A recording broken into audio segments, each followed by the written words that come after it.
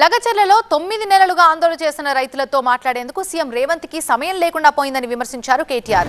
సొంత నియోజకవర్గంలోనే రేవంత్ తిరుగుబాటు ఎదుర్కొంటున్నారన్నారు కేటీఆర్.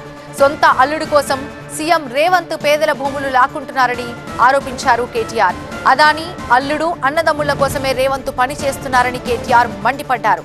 తమపై రాళ్ల దాడి చేస్తామన్న కాంగ్రెస్ నేతలపై కేసులు ఎందుకు పెట్టడం లేదని ప్రశ్నించారు కేటీఆర్.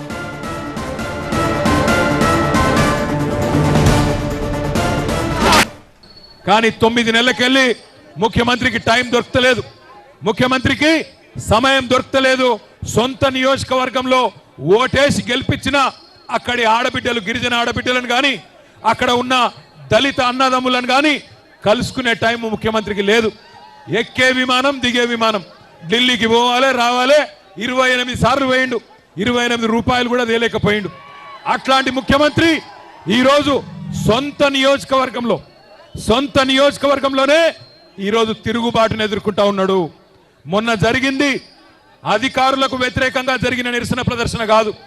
అధికారులు పోతే నిరసన వ్యక్తం చేసిండ్రు, అదే రేవంత్ రెడ్డి పోతే ఉరికిచ్చి కొట్టేటోళ్ళు మొన్న మా గిరిజన అన్నదమ్ములు. ఇది వాస్తవం. సొంత అల్లుడి కోసం సీఎం రేవంత్ పేద భూములు లాక్కుంటున్నారని ఆరోపించారు కేటీఆర్. అదాని అల్లుడు అన్నదమ్ముల కోసమే రేవంత్ రెడ్డి పనిచేస్తున్నారని మండిపడ్డారు కేటీఆర్. తమపై రాళ్ల దాడి చేస్తామన్న కాంగ్రెస్ నేతలపై ఎందుకు కేసులు పెట్టడం లేదని ప్రశ్నించారు ఆయన. ఎవని కోసం?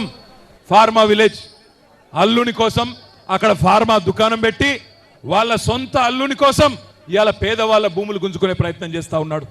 ఈ ముఖ్యమంత్రి పేదోళ్ళ కోసం పనిచేస్తలేడు. అదాని కోసం, అల్లుని కోసం, అన్నగాని కోసం, తమ్ముడి కోసం, వాళ్ళ కోసం తప్ప రాష్ట్రంలో రైతుల కోసం కానీ పేదవాళ్ళ కోసం కానీ ఈ ముఖ్యమంత్రి పనిచేస్తలేడు. రేవంత్ రెడ్డికి మహారాష్ట్ర ప్రజలు కూడా బుద్ధి చెప్పారన్నారు కేటీఆర్. కాంగ్రెస్ హామీలని అక్కడి మహిళలు నమ్మలేదన్నారు.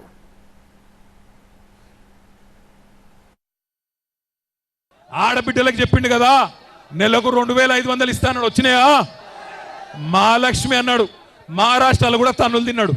మహారాష్ట్ర పోయిండు, అక్కడ ఆడబిడ్డలు కూడా బుద్ధి చెప్పిండ్రు. వీడు పచ్చి లంగా తెలంగాణలో ఆడబిడ్డలను మోసం చేసిండు, మమ్మల మోసం చేసేందుకు వచ్చిండని చెప్పి మహారాష్ట్రలో ఉన్న ఆడబిడ్డలు చైతన్యం ప్రదర్శించిండ్రు, కాంగ్రెస్ పార్టీని తన్ని ఎలగొట్టిండ్రు. నేను మిమ్మల్ని కోరేది ఒకటే, మానుకోటలో ఇక్కడికి వస్తుంటే కొంతమంది ఎమ్మెల్యేలు వాళ్ళు కూడా గిరిజన బిడ్డలే. కొంతమంది ఎమ్మెల్యేలు అంటున్నారు రాళ్లతో కొడతారట, నేను వస్తే రాళ్లతో కొడతారట. నేను అడుగుతున్నా, ఇక్కడ ఉన్న ఎస్పీ గారిని, రాష్ట్రంలో ఉన్న డీజీపీని అడుగుతున్నా, అధికార కాంగ్రెస్ పార్టీ ఎమ్మెల్యేలు రాళ్లతోని కొడతామంటే మీరేం చేస్తున్నారో నేను అడుగుతా ఉన్నా. కేసులు మా మీద మాత్రమే పెడతారా? కాంగ్రెస్ వాళ్ళ మీద కేసులు ఉన్నాయా?